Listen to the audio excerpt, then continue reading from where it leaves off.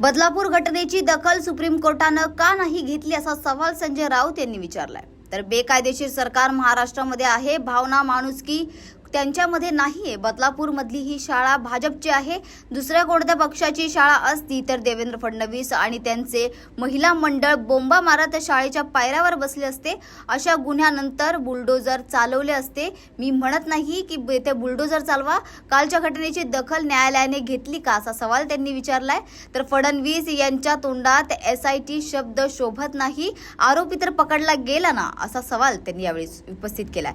तसेच मिंदे म्हणतात खटला फास्ट ट्रॅकवर चालले, तुम्हाला फास्ट ट्रॅकची भाषा शोभत नाही। राज्य सरकारची भाषा ही मोदी सारखी दिसते। जसे प्रज्वल रेवन्नाच्या प्रचाराला मोदी गेले, आता हे मोदींचे सरकार हे राज्य सरकार मानतात, तर मग हे सरकार पुढे काय करणार असंही त्यांनी यावेळी विचारलंय। या महाराष्ट्रामध्ये घटनाबाह्य सरकार, बेकायदेशीर आणि अत्यंत अघोरी पद्धतीनं सत्तेवर आलेलं सरकार आहे। त्याच्यामुळे त्यांच्याकडे माणुसकी किंवा भावना या गोष्टी त्यांच्याकडे असतील हे अजिबात संभवत नाही।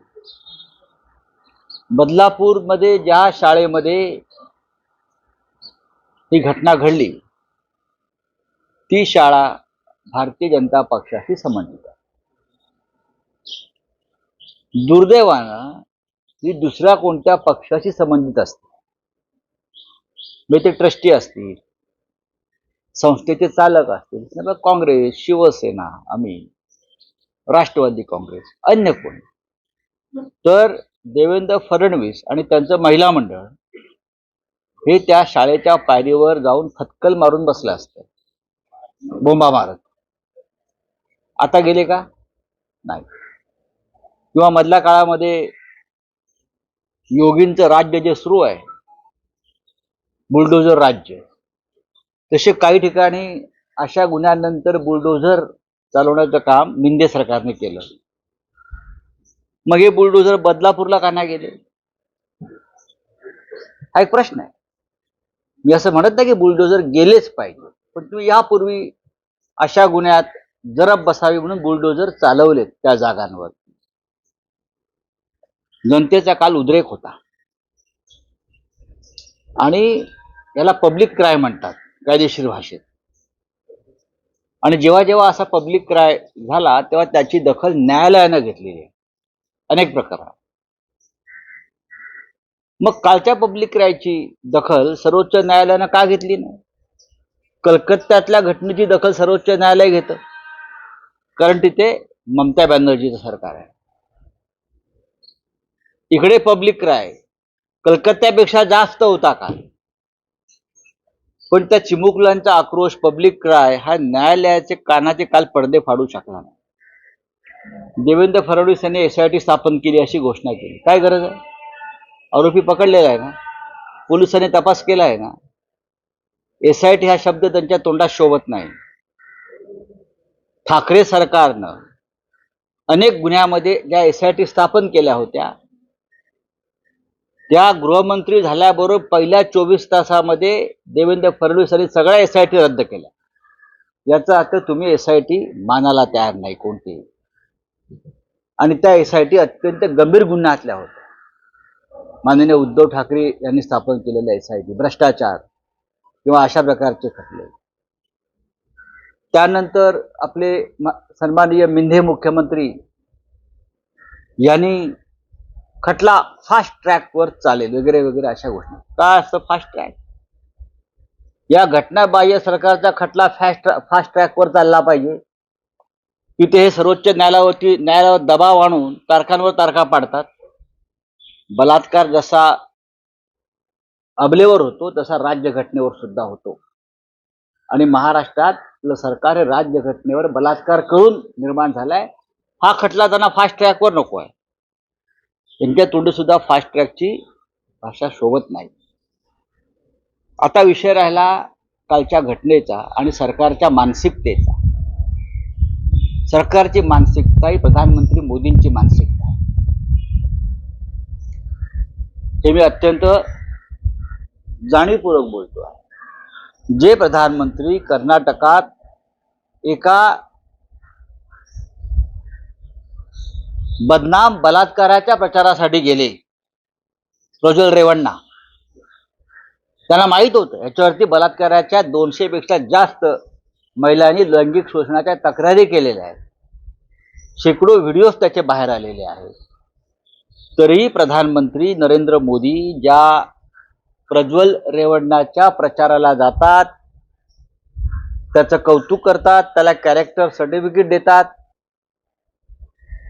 असं नेतृत्व जे महाराष्ट्र सरकार मान्य करतं बलात्काराला प्रतिष्ठा देण्याचं, त्या सरकारकडून तुम्ही काय अपेक्षा करता? आणि म्हणून बदलापूर मधल्या जनतेनं जो आक्रोश केला तो निंदे सरकारविरुद्ध होता, तो प्रधानमंत्री मोदींच्या वृत्तीविरुद्ध होता की हे सरकार लैंगिक शोषणाच्या प्रकरणात, बलात्काराच्या प्रकरणात काही करणार नाही आणि शेवटी गुन्हेगारांना वाचवलं जाईल. या उद्रेकातून जर लोक रस्त्यावर उतरले असतील तर तुम्ही त्या लोकांना गुन्हेगार ठरवता, त्या लोकांवर खटले दाखल करता. काय करताय तुम्ही महाराष्ट्राची अब्रू काढताय. आम्ही असं ठरवलेलं आहे, आज आमचे अनेक कार्यकर्ते, महिला कार्यकर्ते बदलापूरला जातील, पण महाविकास आघाडी म्हणून चर्चा सुरू आहे, अजून निर्णय झाले. महाविकास आघाडी म्हणून महाराष्ट्रात या प्रकरणानंतर महिलांच्या सुरक्षेसाठी काय करता येईल, आवाज कसा बुलंद करता येईल या अबलांचा, यासाठी विचार विनिमय सुरू आहे. माननीय उद्धव ठाकरे जे असतील किंवा काँग्रेस राष्ट्रवादीचे प्रमुख नेते असतील त्यांच्यामध्ये विचार विनिमय सुरू आहे आणि तुम्हाला लवकरच त्या संदर्भात आम्ही माहिती देऊ. आणि शेवटी गुन्हेगारांना वाचवलं जाईल. या उद्रेकातून जर लोक रस्त्यावर उतरले असतील तर तुम्ही त्या लोकांना गुन्हेगार ठरवता, त्या लोकांवर खटले दाखल करता. काय करताय तुम्ही महाराष्ट्राची अब्रू काढताय. आम्ही असं ठरवलेलं आहे, आज आमचे अनेक कार्यकर्ते, महिला कार्यकर्ते बदलापूरला जातील, पण महाविकास आघाडी म्हणून चर्चा सुरू आहे, अजून निर्णय झाले. महाविकास आघाडी म्हणून महाराष्ट्रात